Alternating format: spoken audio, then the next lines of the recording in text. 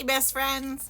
Did you know that on March 14th, 2025, an executive order number 14238, the counting of the reduction of the federal bureaucracy, was signed by Donald Trump, the U.S. president? That among many, right?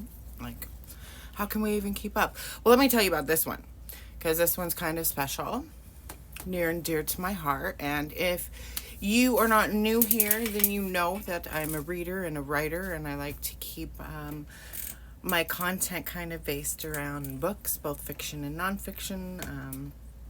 Lately, I've definitely been taking more of a political turn. Given the state of the world, I have a lot to say, and this kind of marries the two of them. So let's get into it.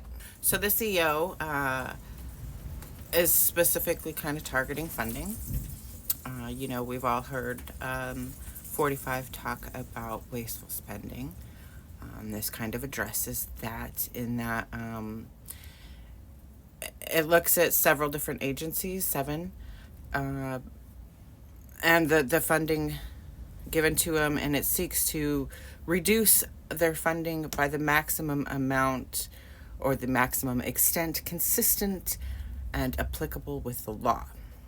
And let's see, what else did it say? On the government website page, it says, this is happening because the president determines that these are unnecessary. So let's take a look at what agencies are being defunded.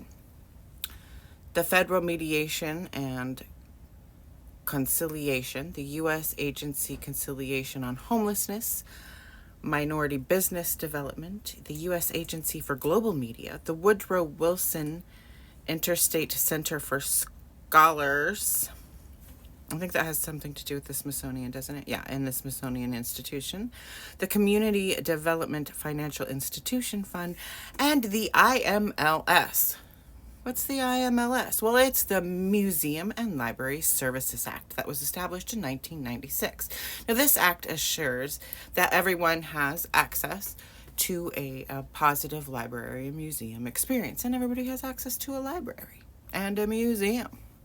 Do we love the library? I love the library. You guys have heard me say it before, and I will say it again. The library is the most magical place on earth. We should visit it and visit it often. Like, my lifelong dream and on my bucket list is actually to work in a library, and also maybe one day have one of my books in the library, if I ever actually finish them. Anyway, so this act definitely affects me, very personal, and I think it affects you in a very personal way.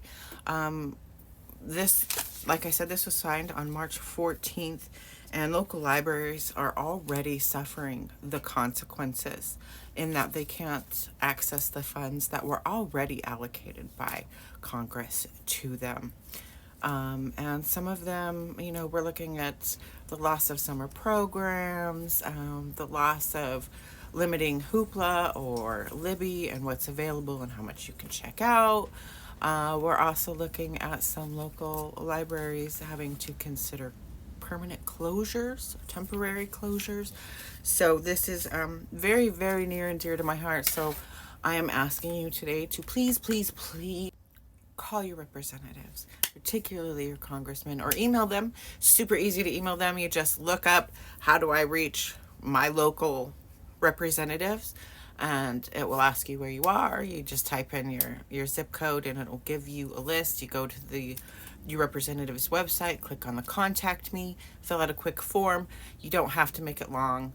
You don't have to tell your whole life story. You can if you want to. They want to hear from you. Your representatives want to hear from you. But for me, I'm just going to say, hey, please save our local libraries and museums. Please protect the IMLS.